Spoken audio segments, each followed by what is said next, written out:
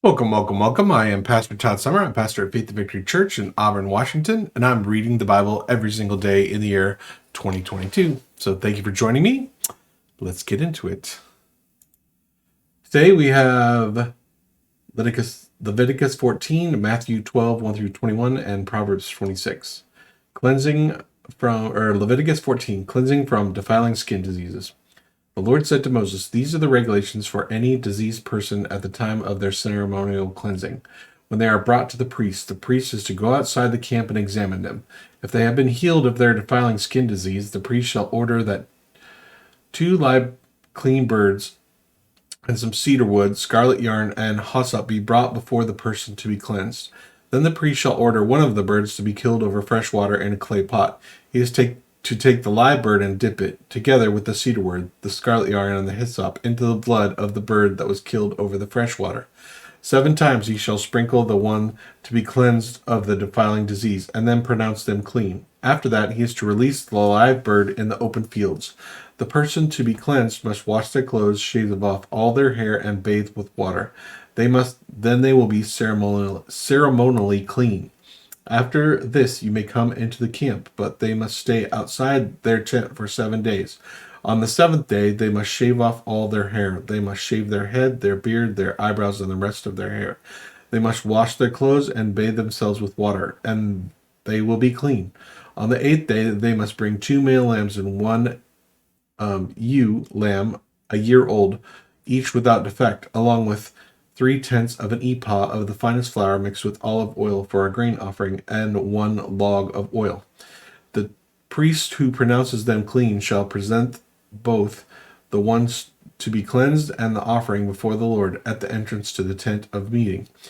Then the priest is to take one of the male lambs and offer it as a guilt offering, along with the log of oil. He shall wave them before the Lord as a wave offering. He is to slaughter the lamb in the sanctuary area where the sin offering and the burnt offering are slaughtered.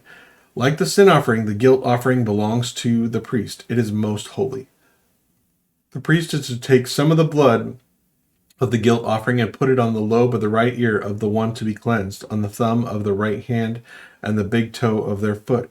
The priest shall then take some of the log of oil, pour it in the palm of his own left hand, dip the right forefinger into the oil in his palm, and with his fingers sprinkle some of it before the Lord 7 times. The priest is to put some of the oil remaining in his palm on the lobe of the right ear of the one to be cleansed, on the thumb of the right hand, on the big toe of their right foot, on top of the blood of the guilt offering. The rest of the oil is on the palm of the priest, shall be put on the head of the one to be cleansed, and make atonement for them before the Lord. Then the priest is to sacrifice the sin offering and make atonement for the one to be cleansed from their uncleanliness. After that, the priest shall slaughter the burnt offering and offer it on the altar, together with the grain offering, and make atonement for them, and they will be clean. If, however, they are poor and cannot afford these, they must take 1 male lamb as a guilt offering and be waved to make atonement for them, together with 1/10 of an ephah of the finest flour mixed with olive oil for a grain offering, a log of oil, and 2 doves or 2 young pigeons, such as they can afford, one for a sin offering and the other for a burnt offering.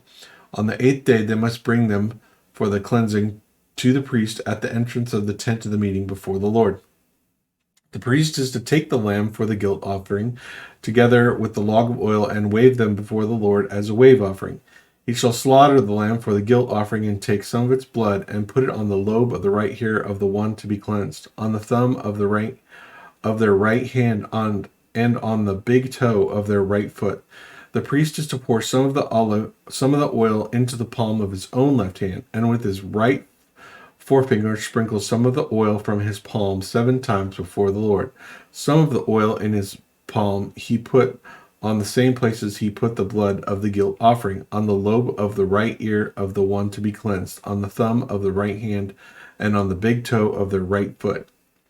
The rest of the oil in his palm, and the priest shall put on the head of the one to be cleansed, to make atonement for them before the Lord. Then he shall sacrifice the doves or young pigeons, such as the person can afford. One is a sin offering and the other is a burnt offering, together with the grain offering. In this way, the priest will make atonement before the Lord on behalf of the one cleansed. These are the regulations for anyone who has a defiling skin disease and who cannot afford the regular offerings for their cleansing. Cleansing from defiling molds.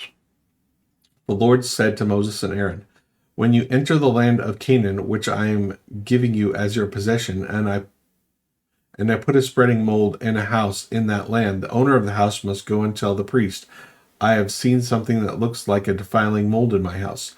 The priest is to order the house to be emptied before he goes in to examine the mold, so that nothing in the house will be, so that nothing in the house will be pronounced unclean. After this, the priest is to go in and inspect the house. He is to examine the mold on the walls, and if it has greenish or reddish depressions that appear to be deeper than the surface of the wall, the priest shall go out of the doorway of the house and close it up for 7 days. On the seventh day, the priest shall return to inspect the house.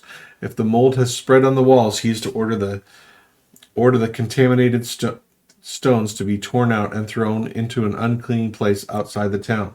He must have all the inside walls of the house scraped, and a material that is scraped off dumped into an unclean place outside the town. Then they are to take other stones to replace these, and take a new clay and plaster the house. If the defiling mold reappears in the house after the stones have been torn out and the house scraped and plastered, the priest is to go and examine it. And if the mold has spread in the house, it is persistent defiling mold. The house is unclean. It must be torn down, its stones, timber, and all its plaster, and taken out of town to be to an unclean place. Anyone who goes into the house while it is closed up will be unclean till evening. Anyone who sleeps or eats in the house must wash their clothes. But if a priest comes to examine it and the mold is not spread after the house has been plastered, he shall pronounce the house clean, because the defiling mold is gone. To purify the house, he is to take 2 birds and some cedar wood, scarlet yarn, and hyssop. He shall kill one of the birds over a fresh water in a clay pot. He is to take the cedar wood, the hyssop, the scarlet yarn, and the live bird, dip them into the blood of the dead bird and fresh water, and sprinkle the house 7 times. He shall purify the house with the bird's blood, the fresh water, the live bird, and the cedar wood, the hyssop, and the scarlet yarn. Then he is to release the live bird in the open fields outside the town. In this way he will make atonement for the house. It will be clean.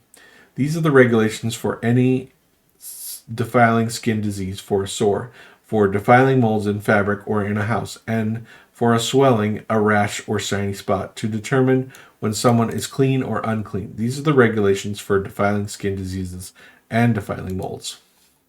Matthew 12, 1 through 21. Jesus is the Lord of the Sabbath.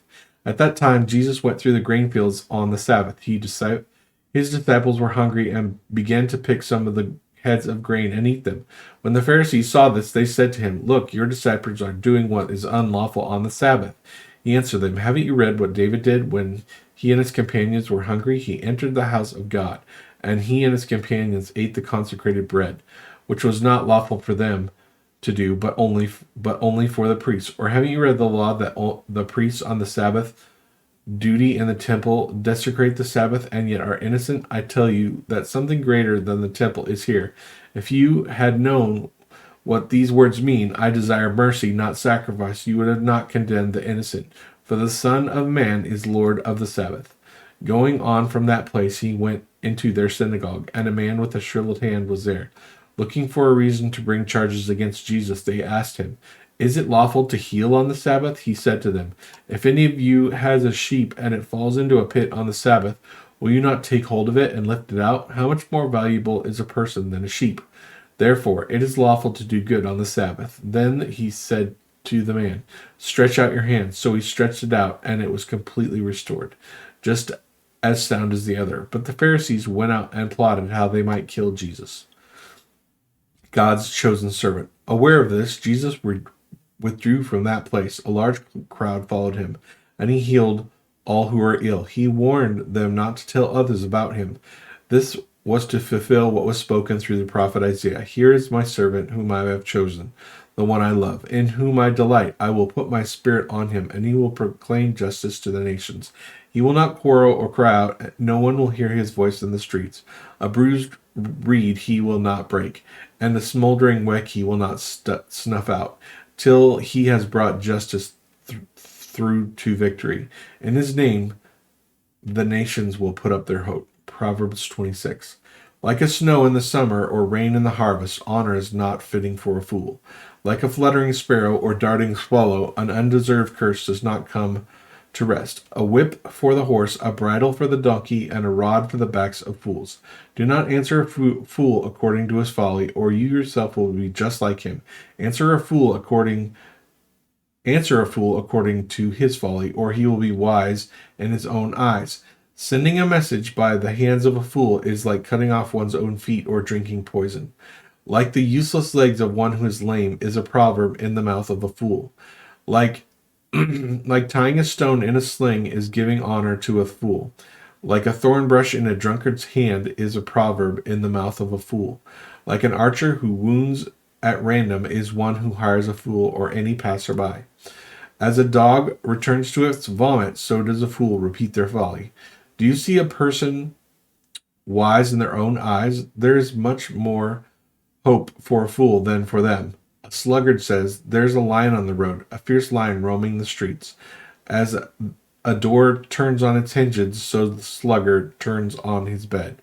A sluggard buries his hands in the dish. He is too lazy to bring it back to his mouth. A sluggard is wiser in his own eyes than 7 people who answer discreetly.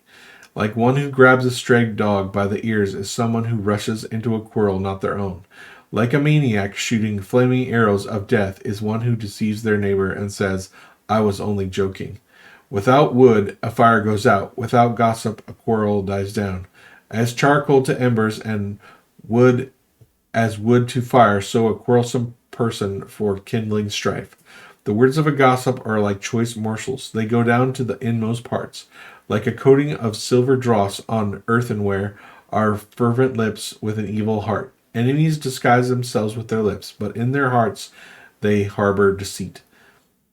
Though their speech is charming, do not believe them, for 7 abominations fill their heart. Their malice may be concealed by deception, but their wickedness will be exposed in the assembly. Whoever digs a pit will fall into it. If someone rolls a stone, it will roll back on them. A lying tongue hates those who it hurts, and a flattering mouth works ruin.